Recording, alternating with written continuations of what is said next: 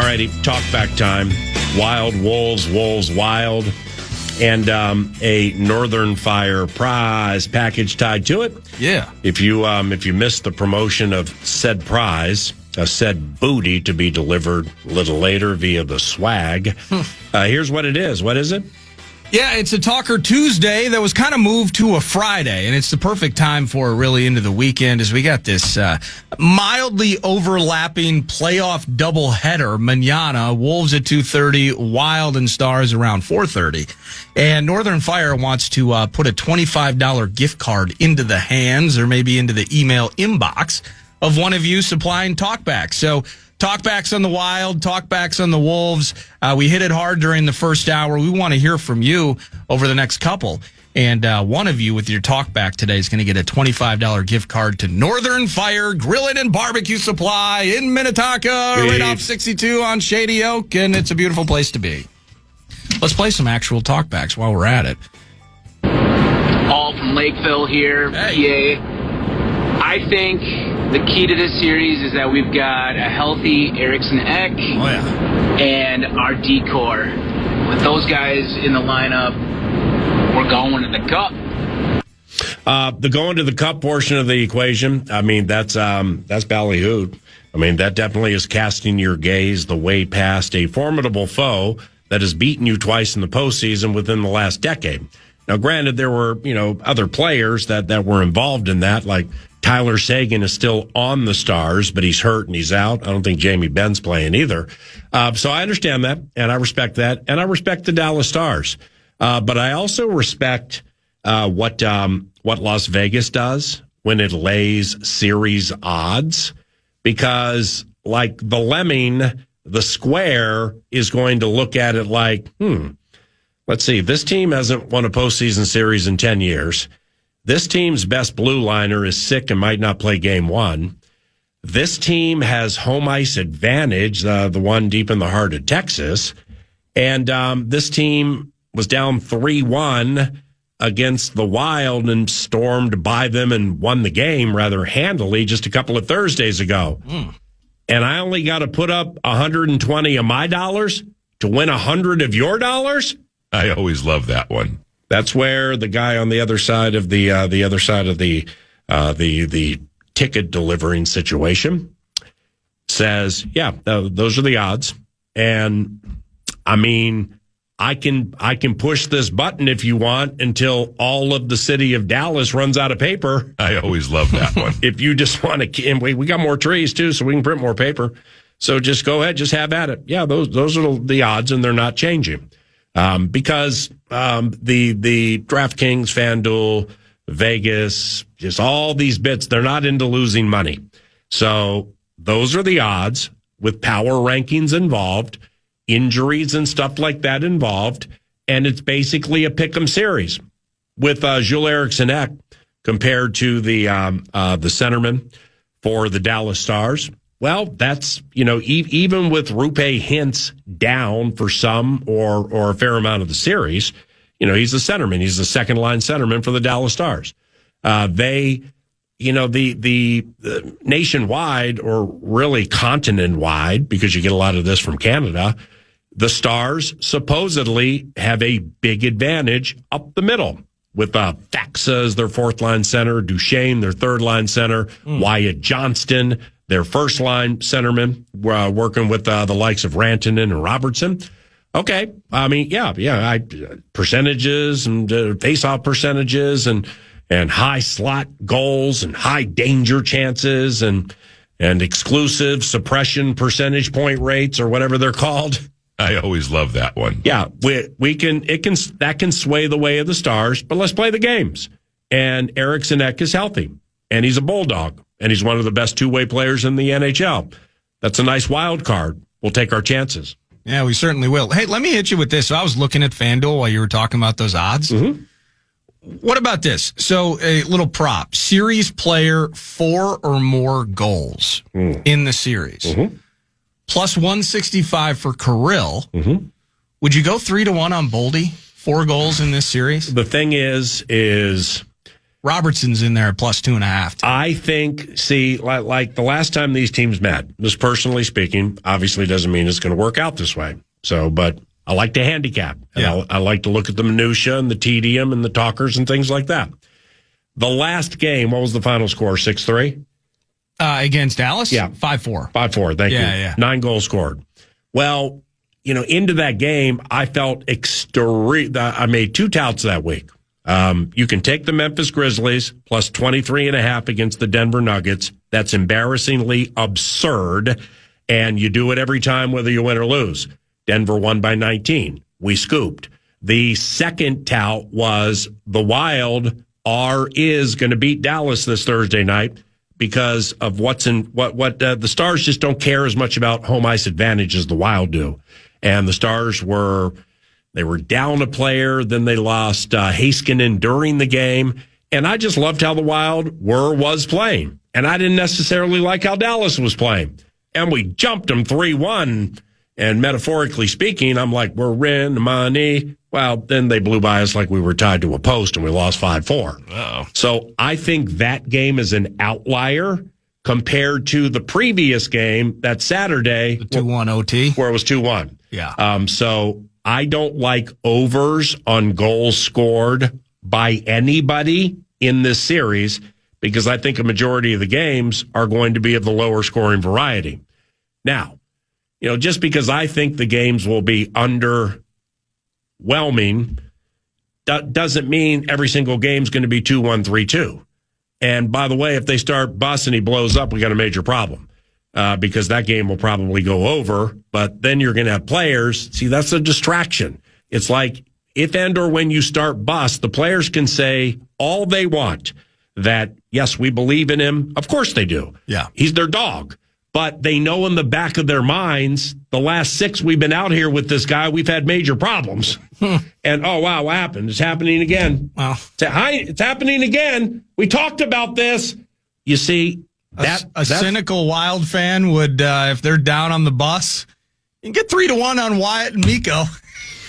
Branton and Johnston, 4 goals in the series. 4 goals is a push. 4 goals, 4 plus. Yeah. Gets you 3-1.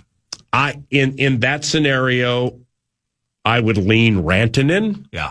But it's, Heinze said yesterday at his media bit, he thinks it's a can't lose scenario where but he's empowering both his goaltenders. Yeah. Wally hasn't played a playoff game. I couldn't care less. Like I said yesterday, when Norda was at the game the day after Thanksgiving, I mean, that was playoff atmosphere, 8.5 of 10. Avs are in town with racehorse hockey. Yeah. And here comes McKinnon in the shootout. Wally stopped him. Here comes McCarr in the shootout. Wally stopped him. When you do that with the pressure of our ice, home ice, unfinished business, and it's loud, you can handle pressure. Wally can handle pressure. And according to that Vox, he acted like he was playing for the Stanley Cup. Right. So maybe it was a harbinger for what's set to come beginning tomorrow. What do we got here? Talkbacks. Werewolves of London. Not bad. You think that these Nuggets have what it takes to beat the Wolves? Have you seen when Wolves eat?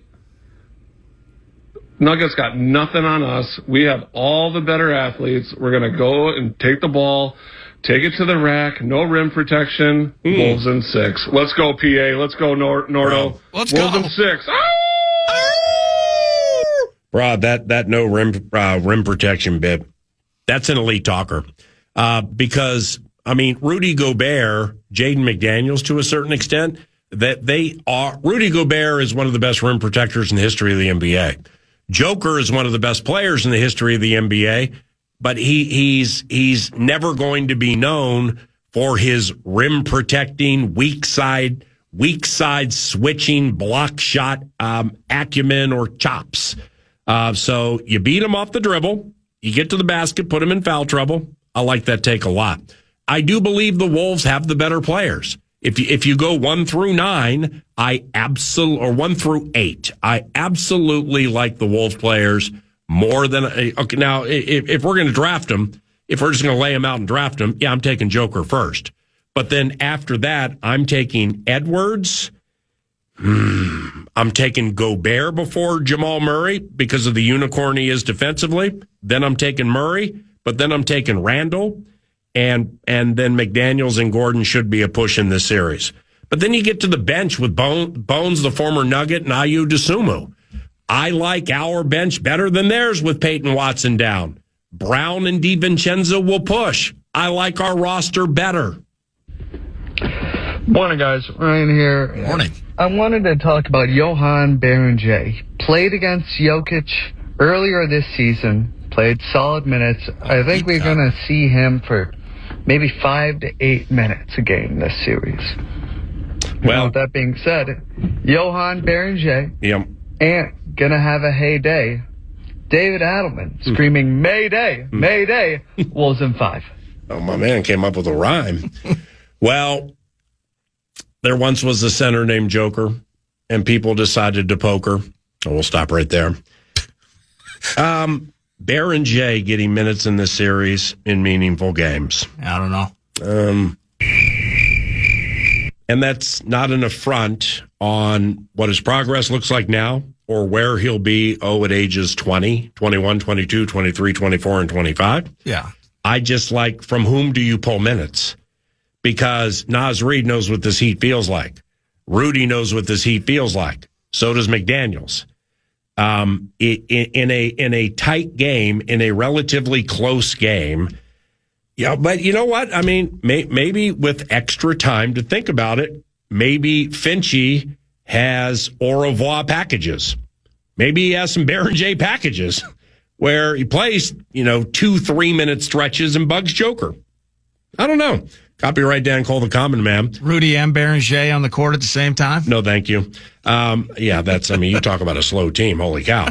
But nevertheless. I don't think he sees the court unless it's lopsided fashion. Yeah, I would bet that. But, I don't, forgot I was going to say. Well, I think once, doesn't it feel like, everything gets shortened, right? Like the idea over the course of a playoff series, like, how often, how deep are you going to go down that line? Except either very specific and situational, or it's foul trouble, or it's lopsided terrorism on the box Well, let's score. just put it this way. Terrence Shannon Jr. lit up every team he faced the last week and a half. He'll be lucky to get 8 minutes a game. Yeah. Okay, so they've seen that. Maybe he'll play more. Maybe there are Berenger packages. However, with the French words for goodbye, au revoir, if you call them the au revoir packages, they better work, or it may be you to whom they're saying au revoir.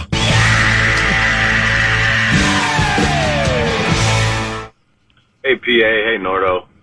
Thanks for the wild talk this morning.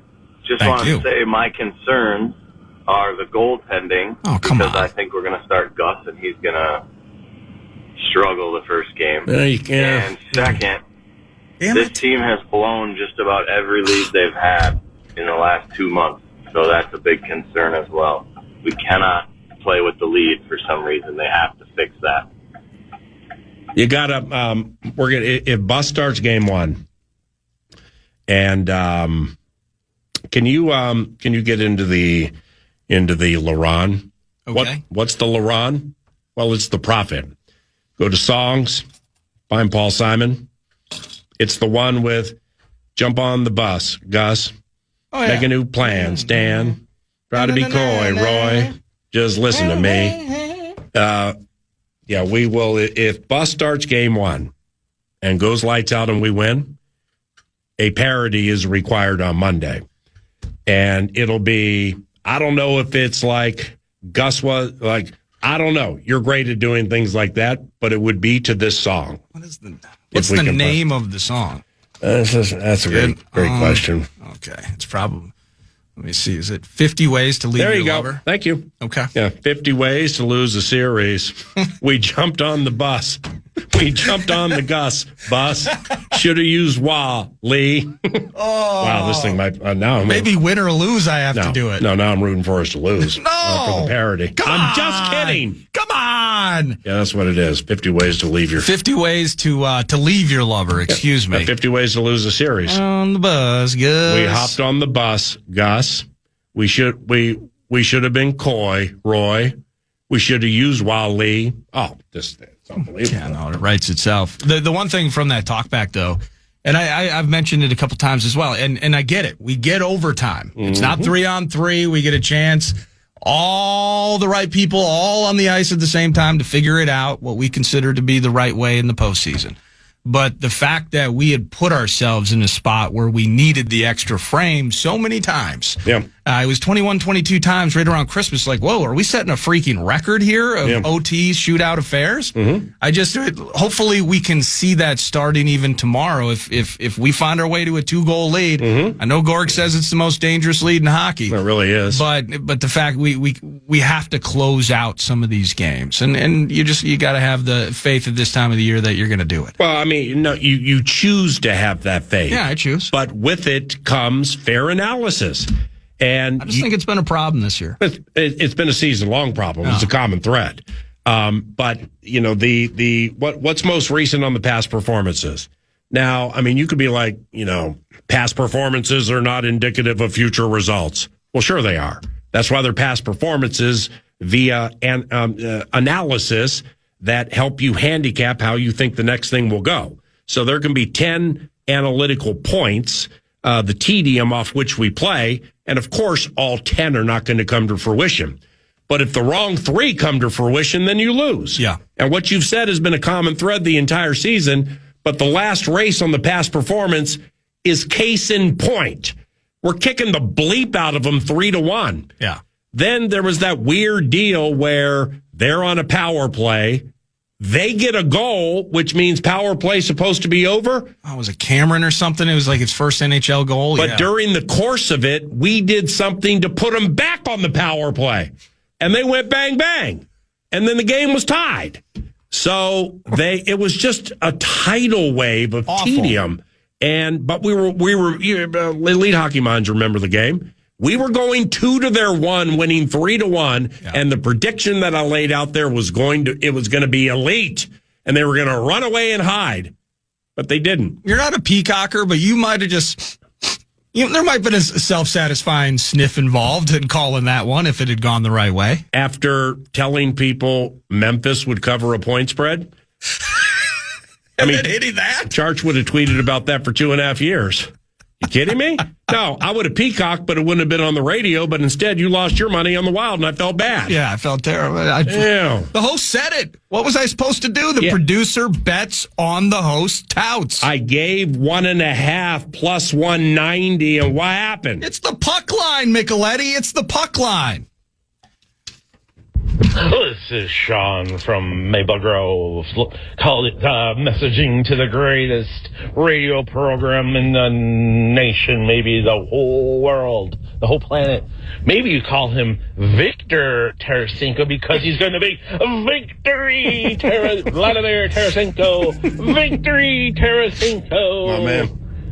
This is Sean from Maple Grove again. You guys have a fabulous Friday. You know what's funny? It's crazy how this works sometimes. So I can't play every talkback that comes into the system. But right before we receive that talkback, Sean in Maple Grove, he mentions the whole world, the whole planet. There's a vulgarity-laced talkback about how the earth is flat. This person sends talkbacks all the time about. Get over it. We're 2.5 months removed from the bit. Oh my goodness! By the way, with the talkbacks, Victor Vladimir, I think he's going to be awesome in this series. By the way, with the talkbacks, I'm just really happy because I'm still warming up to the talkbacks, and here's why: because with the phone lines, it ain't ringing. With the phone lines. Like 800-320-5326-651-99. When we take calls, we're able to go back and forth. Yeah. So you're able to say something, I'm able to reply or respond, and then you're able to say something. So it's byplay, where it's not just the monopoly of the person who sits in the one chair. But and this is the only show that does talkbacks, by the way, even though all of us have been asked to do so. It's become important to 9 to noon. And so therefore, we're going to roll with it. But where I really have warmed up to it is I can sense It gives people a chance to get something off their proverbial chests, to get goofy without having to worry about getting taken deep or dunked on, which happens every second of every day on social media. And it gives people a chance to spread their proverbial wings and just be like, you said earlier, Paul, it's Victor Tarasenko when it's really Vladdy, we like to Vladdy. And see, they do it just like into a phone, and they don't have to worry about anybody seeing them. And then we play it, and then they smile. It's an elite old song, by and the then way. they go to KFAN.com, 9 to noon on demand. Yeah. They got Billy and Christy and Billy and Johnny and Christy and Susie and Tamika and Antoine around the table. Hey, Billy. Hey, Tamika. Hey, listen to Dad on the radio. I was on 9 to noon earlier on KFAN. Or they actually would say, I was on KFAN earlier on the 9 to noon show. And here's what Dad said. Vladdy, we like to Vladdy. And then Tamika, who's 16, be like, that's so embarrassing, Dad. Do people know who you are, Dad? I can't even go to school because you said something like that. I like the fact, I would imagine, because I remember calling into sports radio shows nearly 25 years ago. Oh, wow. It was intimidating. You called into KFAN? Yeah, not Bro, that's the bomb. I used to call into JT the Brick all the time. Oh, that's sweet. Back in the day. Yeah, JT's cool. And once it flips and you can hear that you're on the air, that's a whole different thing. And you can be intelligent and articulate, and you can be ready to talk and all of those things. Yeah. But when you're on the air, sometimes maybe you don't share your opinion the way that you would in casual conversation. It becomes different. Yeah, I like that. You explained that nicely. So with the talkback machine, there's no pressure. You can even freaking re-record if you need to. Yeah. And it's not contentious. Whether I agree with you or disagree with you, I just love it. I love it. So how about this, by the way? This is an important question. Good morning, gentlemen. This is Ben from Rochester. Hey, I'm just getting you guys' opinion on which goal song is more annoying. Either the Blackhawks with that Chelsea Dagger goal song when they had Kane, Taves, etc. Come on, man. That constantly smoked us in the postseason. Or the Dallas Stars' stupid goal chant song. Let's hope the boys can get us at least into the second round and make some memories. What is wild. it? Come on now, wake up. What is their goal scoring song? Well, for me, they just start chanting. I don't know if it's to a particular song. I think they start chanting Dallas Stars, don't they? I don't know. But you remember the Fratellis that song? I have nightmares about that freaking thing with Kane and stanchions and the whole thing. Let me see if I can pull up the Dallas Stars chant song, and I know we're up against it. No, we're good. But maybe this will be worth it, or the dumbest thing ever. What's the Wisconsin Badgers bit? The jump. Oh, at fourth quarter at Camp Randall. They jump around. Yeah, they do that at Lambeau Field. Like when they've taken a 2-score lead with like a minute 10 to go, and they know they can't lose. So, I mean, you get more than bow now and a now. You get that jump around song. Okay. Stars got a goal song? Let me see. Did they just start chanting to this or something? Oh, yes, Dallas Stars. Dallas Stars. That's right. Okay, hold on. Well, see, that thing's kind of fresh, though, because it's more fan than music. Wow. I dig this riff here. Yeah, if you want to edit. I'm going to have to edit this out of the podcast, Abbott. Yeah, and then they're like, that's when Rantanen is skating by the bench. Fist bump, fist bump, fist bump, fist bump, fist bump. Dallas Stars. Dallas. That's awful, too. Yeah. Why can't we just go old school and have it be gub, gub, gub, gub, gub, gub, gub, gub, ba-da-da-da-da, ba-da-da-da-da. Right. Oh. Yeah, I might punch him in the face. I think it's still Fratelli's. Back after this. Again.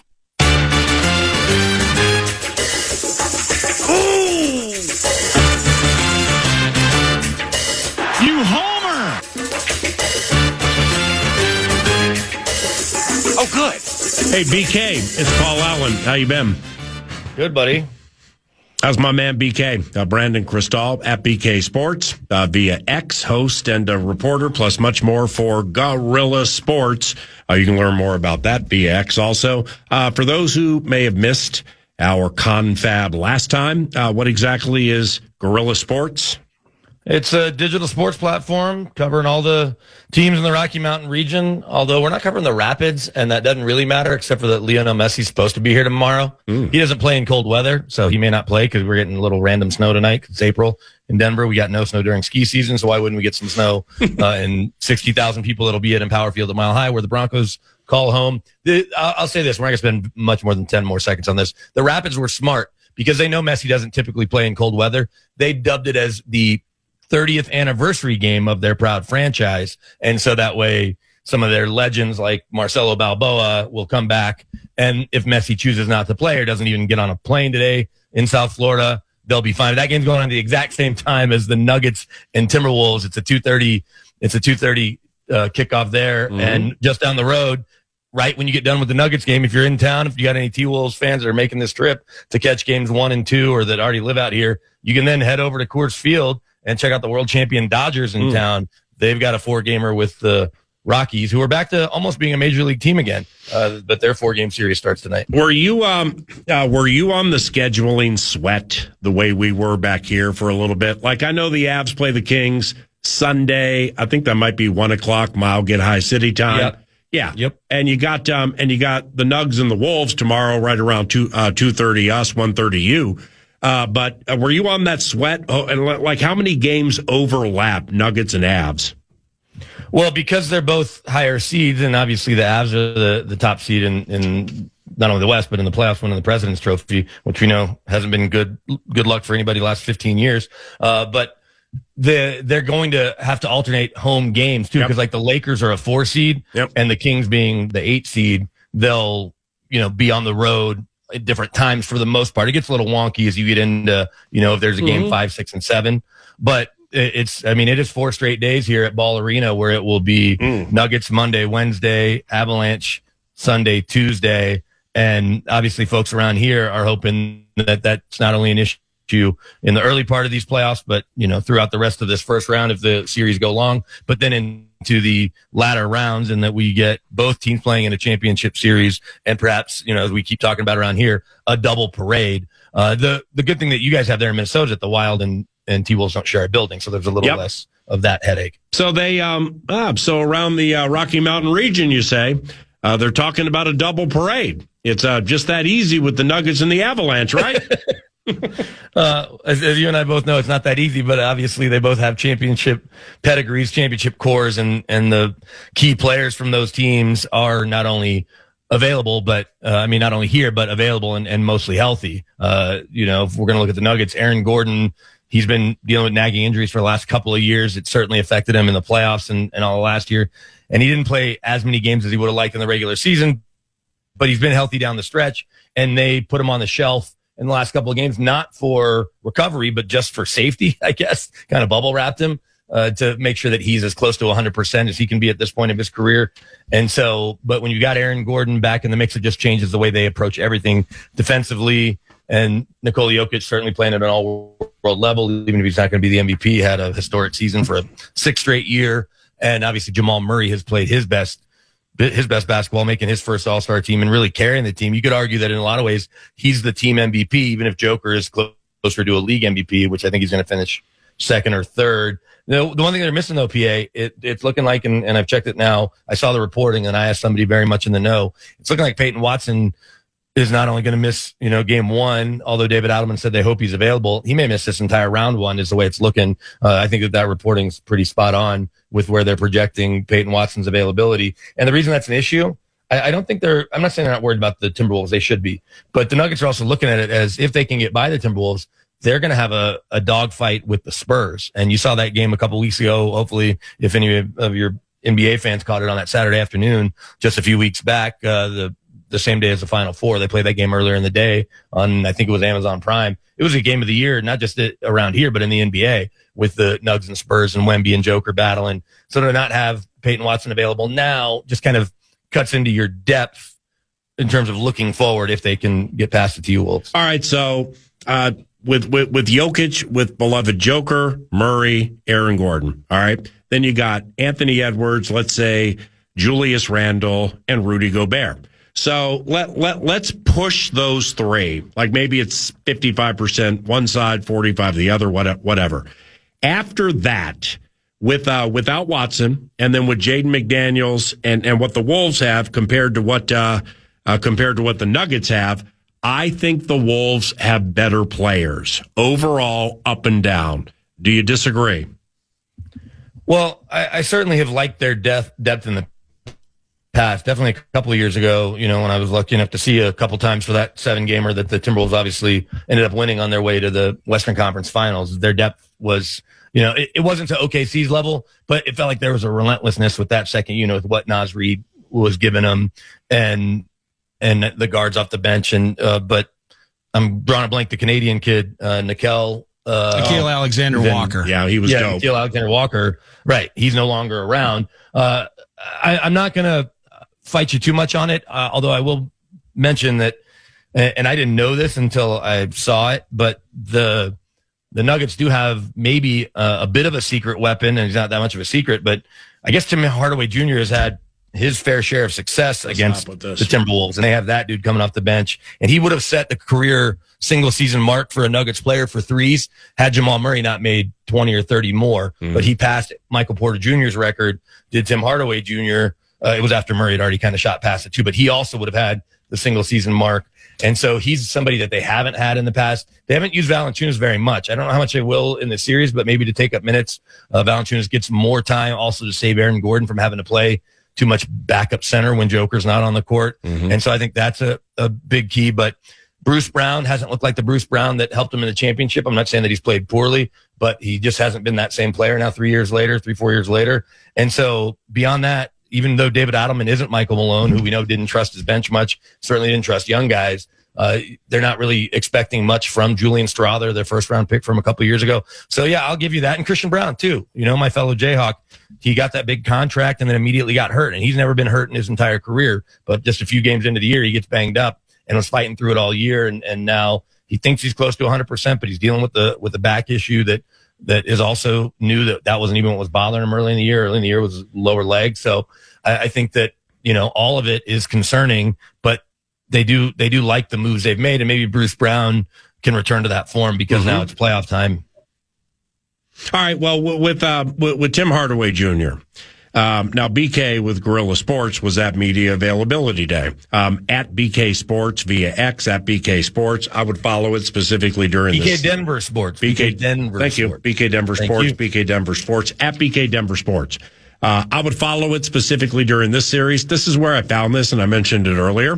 There's a video clip from Media Day. David Adelman, coach of the Nuggets, on Tim Hardaway Jr., quote, "He makes the court feel enormous. That's why our offense was historically incredible this year," end quote. I mean, I'm like, seriously, what the heck's happening here? He hits threes, okay? And he's a very good three-point shooter. But, like, if I'm the one checking him and Finch comes to me and says, just don't let this guy hit 5, 6, or 7 threes, I'd be like, okay, coach, I got you. By the way, what else does he do? That's my question. What else does he do?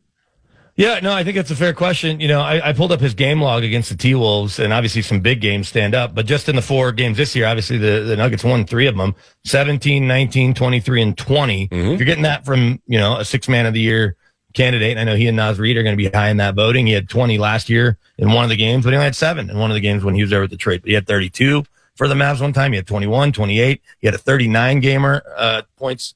That was a long time ago. We're talking 2018, but he certainly, I'm sure, is at least someone that the Timberwolves are more than aware of. And when David Adelman says that, though, they had historic offensive numbers the last couple of years, certainly efficiency-wise. When Joker's on the floor, obviously that certainly is going to elevate everything. It's more so, though, that by having Tim Hardaway, the spacing and allowing someone that's going to be able to knock down shots, because Joker commands so much attention, he just hasn't had a shooter, as good a shooter as Michael Porter Jr. is. I just don't think he was consistently the 3-point killer that Tim Hardaway Jr. even, in now into his 30s is. So you're right. He doesn't help you defensively. He doesn't get to the rack. Right. He doesn't steal it. He doesn't block it. He doesn't get to the line. He shoots 3-pointers. Now, in that 23-point game that he had, correct me if I'm wrong here, but that was without Christian Brown. So there were more shots to be had. Sure. And if you go back to October, right when we started the season, okay, that's fair. It was Gordon, Cam Johnson, Jokic, Brown, Murray, Hardaway as the sixth man. He was a plus 25 in that game, and he shot 7 of 11 and 4 of 6 from 3. So that, yeah. Okay, so that is a really good Tim Hardaway Jr. game. I just think if you put him in compromising positions and ask him to do something other than come off picks and shoot threes from 25, I'll take my chances. That's pretty much all I'm saying. All right, let me hey, go ahead. Let me throw one more at you too, though, because you mentioned his name briefly and we didn't talk about him. Cam Johnson, I think, is going to be a key to the Nuggets' playoff success. He hasn't fit in necessarily great.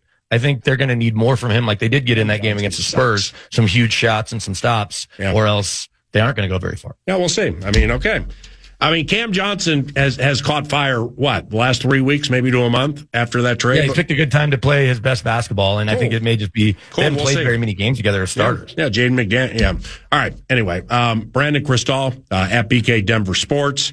Let's see. Lastly here, you guys at Guerrilla Sports, you guys sat down with Rochi, the Vox of all Voxes out of the Vox. You sat down with Rochi's Voxing Immortality. How'd that go? Anytime that you can talk to that guy, it's always a treat. You know, he's the voice of the airport train when you land at DIA, welcoming you to Denver. You guys are lucky enough to get him every Sunday for home games. We had him here for so long calling Broncos games, but he's a lifelong Vikings diehard and flies out there for every single game and certainly a bunch of playoff games the last couple of years. I know you're hoping for some more. But then we get him for hockey games with the Avs. And he did Rapids for a few years, the last couple of years, to kind of help boost their in-game stuff. He did Rockies forever, of course. He did Broncos, and then sidelines on the road when he was doing radio there for KOA for all those years. But no, Roach is the absolute best, which is why he's the voice of the NFL. And so when there's an international game, it's always fun to see him because he does the majority of those. He does the Olympics. No, he's great. And I'm glad that Tom Green, who's a Denver longtime media icon, who does a show with us called The Other Tom Green Show. And then he does a show with Woody Page, too. We have Woody Page is still around on our digital airwaves, if you will, at Guerrilla Sports.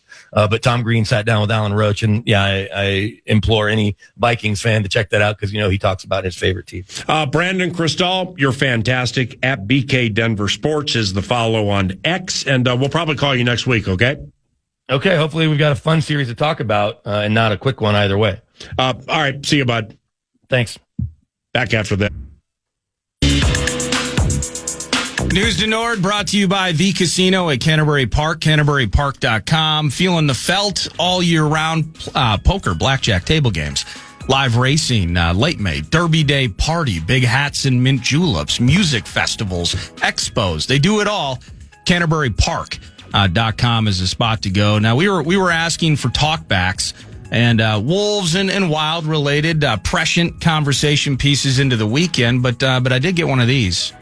Hey, PA, if you're the talker of all that is postseason, you're missing out on one of the biggest ones. Gopher women's gymnastics heading to the 4 on the floor, 4 teams for the final. It's the championship. Let's go, get some talking. Give a shout out to Jenny Hansen. Phenomenal job this year.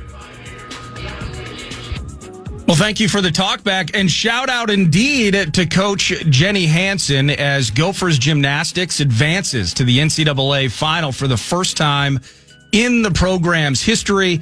I'm just following this from the Star Tribune. They were 13th ranked. They finished second in the semifinals, so it's the 4 on the floor with Oklahoma, LSU, and Florida.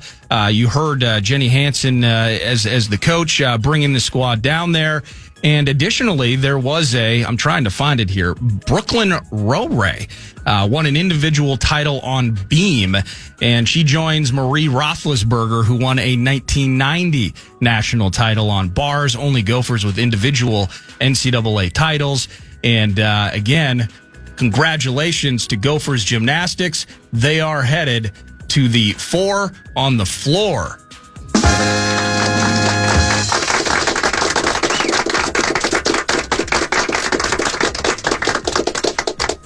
On to the NBA. Well, let's start with the Minnesota Twins. Staying local here. Joe Ryan is on the mound tonight. The Twins lost 9-5 2 days ago to the Red Sox, and they're back at it hosting the Reds this weekend. That loss had killed a stretch where they had won 8 of 9, sweeping the Tigers, Meatloaf and the Jays, Meatloaf and the Sox, and now a chance to at least Meatloaf the Cincinnati Reds at Target Field starting this evening. Joe Ryan on the bump, 7:10 p.m.